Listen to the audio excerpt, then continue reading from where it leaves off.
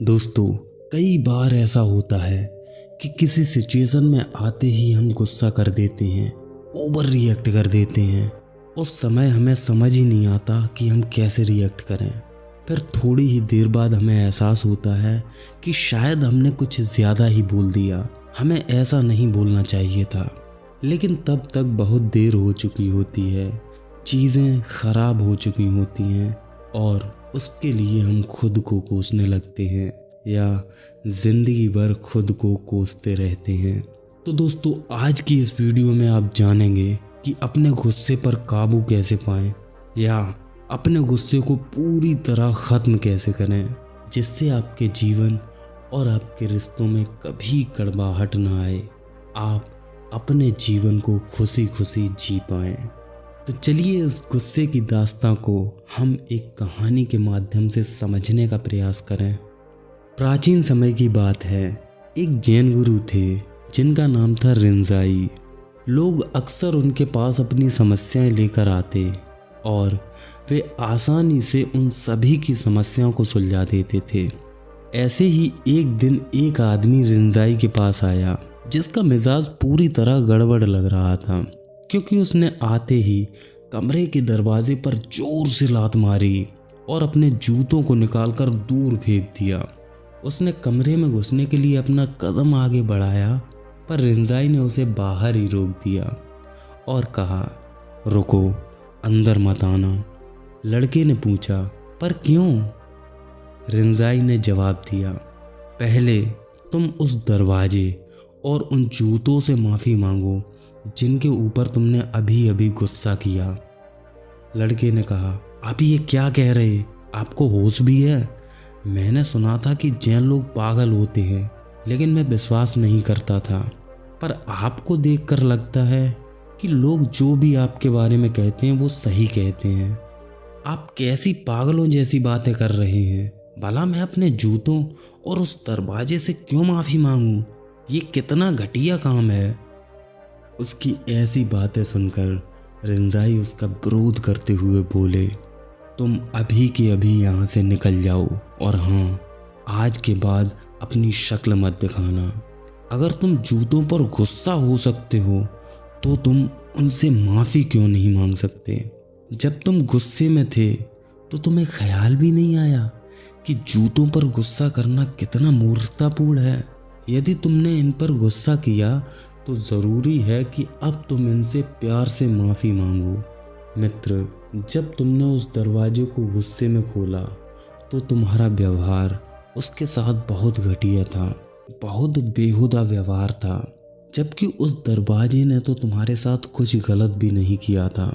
यदि तुम दरवाजे पर गुस्सा कर सकते हो तो तुम्हें उससे माफ़ी भी मांगनी चाहिए। मित्र, एक बात हमेशा याद रखना, रिश्ता रिश्ता होता है, फिर चाहे प्यार का हो या गुस्से का। अगर तुम इनसे माफ़ी नहीं मांग सकते तो तुम अंदर भी नहीं आ सकते। लड़के ने जैसे ही रिंजाई का शांत स्वभाव देखा तो वो लड़का भी शांत हो गया और उनकी बातों में छिपे गहरे अर्थ को समझ गया। वो समझ गया, यदि हम किसी पर गुस्सा कर सकते हैं तो उससे प्यार भी कर सकते हैं। उसने तुरंत दरवाजे के पास जाकर उससे माफ़ी मांगी और फिर जूतों के पास जाकर उससे भी माफ़ी मांगी और फिर माफ़ी मांगते ही वो फूट फूट कर रोने लगा। उसे एहसास हुआ कि उसका मन पूरी तरह शांत हो चुका है। मन के शांत होने पर वो रिंजाई के पैरों में गिर गया। रिंजाई ने उसे उठाया और उसके सिर पर हाथ फेरते हुए उसे आशीर्वाद दिया। दोस्तों, अगर हम अपनी ज़िंदगी में झांकें तो पाएंगे कि हम ज़िंदगी में होने वाली घटनाओं को टाल नहीं सकते, लेकिन ये बाहरी परिस्थितियाँ महत्वपूर्ण नहीं हैं। महत्वपूर्ण तो ये है कि हमारे द्वारा उन परिस्थितियों में किया गया रेस्पॉन्ड। हमारे पास हमेशा विकल्प होता है कि किसी सिचुएशन में हम गुस्सा हों या उसी सिचुएशन को गुस्से के बदले प्यार से हैंडल करें। दोस्तों, इस दुनिया में गुस्सा, नफरत, हिंसा हर जगह है, हर देश में है, शहर में है, गांव में है, यहाँ तक कि हमारे घर में है। जब कोई इंसान किसी दूसरे इंसान पर गुस्सा करता है तो उसके विपरीत दूसरा इंसान उससे भी ज़्यादा गुस्सा करता है। गुस्से की यदि बात की जाए तो ये आग में पेट्रोल डालने के समान है। जैसे आग में पेट्रोल डालने पर आग भयंकर रूप ले लेती है, उसी प्रकार ख़राब सिचुएशन में गुस्सा करने पर सिचुएशन बद से बदतर हो जाती है। पर इस बात का एहसास हमें तब होता है जब वो सिचुएशन पूरी तरह हमारे हाथ से निकल जाती है और फिर पश्चाताप के अलावा हमारे पास कुछ भी नहीं बचता। अब ऐसी बात सुनकर हमारे मन में सवाल आता है कि जब सामने वाला गुस्सा कर रहा हो तो ऐसी स्थिति में क्या करें। तो दोस्तों याद रहे, जिस प्रकार आग में पानी डालने पर आग बुझ जाती है, उसी प्रकार गुस्से की आग को हम सिर्फ और सिर्फ प्यार और माफ़ी से कम कर सकते हैं। जब हम गुस्सा करते हैं तो इसमें बहुत सी ऊर्जा लगती है, लेकिन जब वही ऊर्जा प्रेम से रेस्पॉन्ड करने में लगाई जाए तो सिचुएशन तो सही होती ही है, साथ ही उसी प्यार से हम और भी ज़्यादा ऊर्जावान बनते हैं।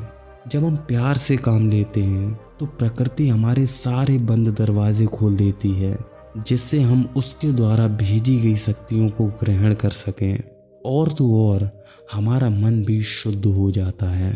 इसीलिए जब भी आप खुद को किसी सिचुएशन में गुस्सा करते हुए पाएं तो उस सिचुएशन में शांत होने की कोशिश करें, गुस्से की जगह प्यार से रेस्पॉन्ड करने की कोशिश करें, और तुम पाओगे कि प्यार से रेस्पॉन्ड करने से उस सिचुएशन और तुम पर कितना अच्छा प्रभाव पड़ा।